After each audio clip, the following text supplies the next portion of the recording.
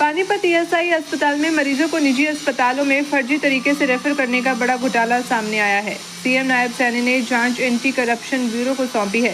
इस मामले में 3 कर्मचारी सस्पेंड। ईएसआई अस्पताल के 3 कर्मचारियों की मिली भगत से 2020-21 से 2023-24 के दौरान मरीजों को निजी अस्पतालों में अनावश्यक रूप से रेफर किया और रेफरल फॉर्म पर जाली हस्ताक्षर किए। अब इस मामले में 3 कर्मचारियों को तत्काल प्रभाव से सस्पेंड कर दिया गया है। सीएम ने इसे गंभीर भ्रष्टाचार मानते हुए पूरे मामले की जांच एसीबी को सौंपी है और राज्य के 130 अन्य पैनल अस्पतालों के रिकॉर्ड की जांच के निर्देश दिए हैं।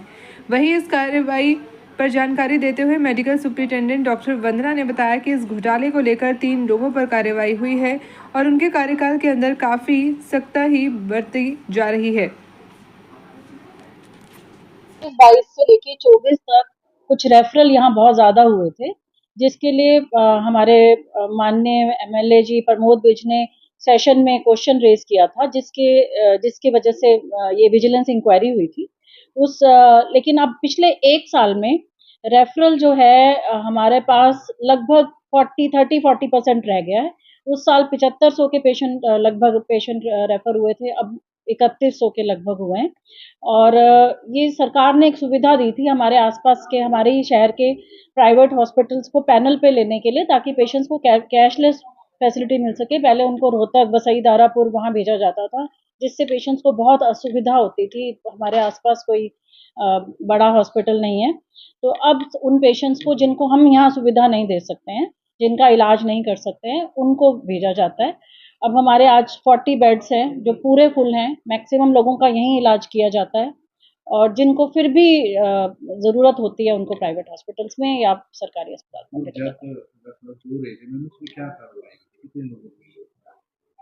कार्यकाल से पहले की बात है। हाँ जी, मेरे कार्यकाल से पहले की बात है। और अभी 3 लोगों के ऑर्डर आए हैं, बाकी तो जो आप सीएम की अनाउंसमेंट आपने सुनी है, हमारे पास अभी 3 लोगों के ऑर्डर्स आए हैं, जिनके सस्पेंशन ऑर्डर्स आए हैं, 3 कर्मचारियों के, उनको रिलीव कर दिया।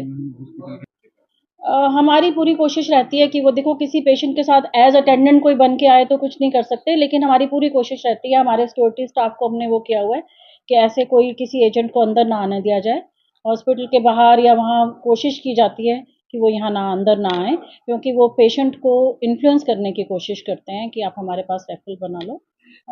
हमारी पूरी कोशिश रहती है कि वो अंदर ना आए।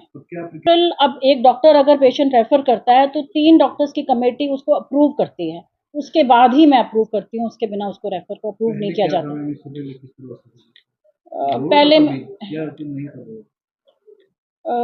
इसकी अब मैं तब यहाँ नहीं थी, मैं उसकी जानकारी तो मुझे नहीं है, लेकिन अब जो रेफरल है वो बहुत स्ट्रिक्ट पूरे उस पे, इमरजेंसी से भी जो पेशेंट रेफर होता है उसको पहले स्पेशलिस्ट ओपिनियन लेना होता है, उसके बिना वो रेफर नहीं कर सकते।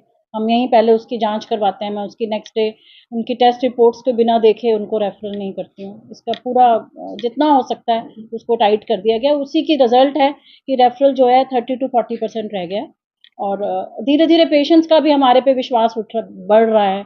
अब वो हमारे पास ही इलाज कराने के लिए मान जाते हैं, इसीलिए आज हमारे 100% बेड ऑक्यूपेंसी चल रही है। सरकार इसके लिए पूरा सहयोग दे रही है। हमारा ओटी बन रहा है, क्योंकि ऑपरेशन थिएटर नहीं बन पा रहा था हमारा ऑपरेशन, और हमारे ऑर्थोपेडिशियंस ने अब जब से हमारे पास हमने नए इक्विपमेंट्स मंगवाए हैं, उसके बाद से इसी महीने 4-5 मेजर सर्जरीज की हैं जो इस हॉस्पिटल के इतिहास में कभी नहीं हुई थी। इस महीने 3 डिलीवरीज हुई हैं जो कि कई सालों से नहीं हुई थी।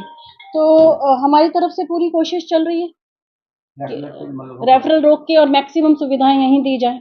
सरकार ने अभी नवंबर-दिसंबर में हमें 2-3 स्पेशलिस्ट दिए हैं, जिससे हमारे को बहुत सुविधा मिली है, जिनकी वजह से पेशेंट्स का भी विश्वास बढ़ रहा है और हमारे पेशेंट्स का यहीं पे इलाज हो पा रहा है।